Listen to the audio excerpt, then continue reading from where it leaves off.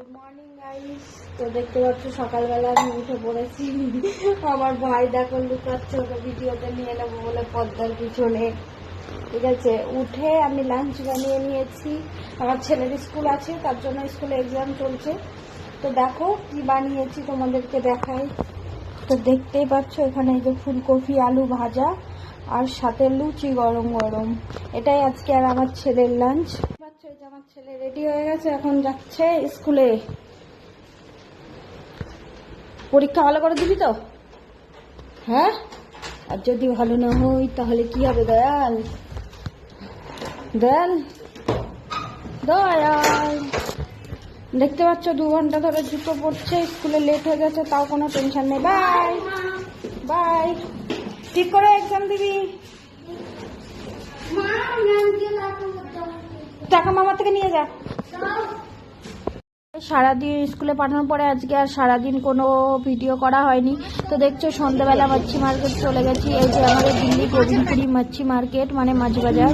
আর আজকে মঙ্গলবার ছিল, তার জন্য অত বেশি ভিড় ছিল না, না হলে অন্যদিন প্রচন্ড ভিড় হয়। আর সবার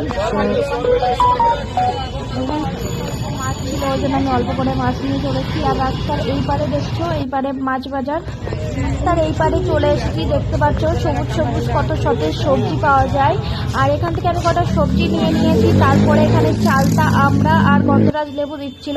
তোমাদের লাগবে গোবিন্দপুরি মাছি মার্কেট চলে গেছিলাম। বাজার থেকে কি কি বাজার করে এনেছি এখানে আছে দেখো। ছোট আলু, এটা দিয়ে আলুর দম খাওয়া হবে।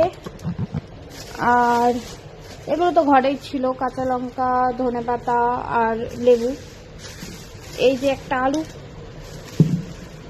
আদা,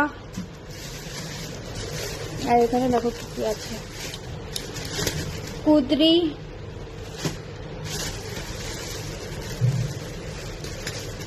কাঁচকলা, এখানে আছে দেখো বিলাতি আমরা, আর এই যে গন্ধরাজ লেবু, সাথে লেবু পাতাও এনেছি কটা মাখা খাওয়ার জন্য। আর এই যে গোবিন্দভোগ চাল,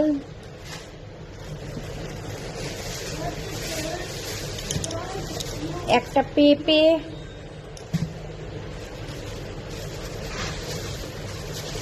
আর এই যে ওল, আর এই যে লাস্ট বাতাবি লেবু।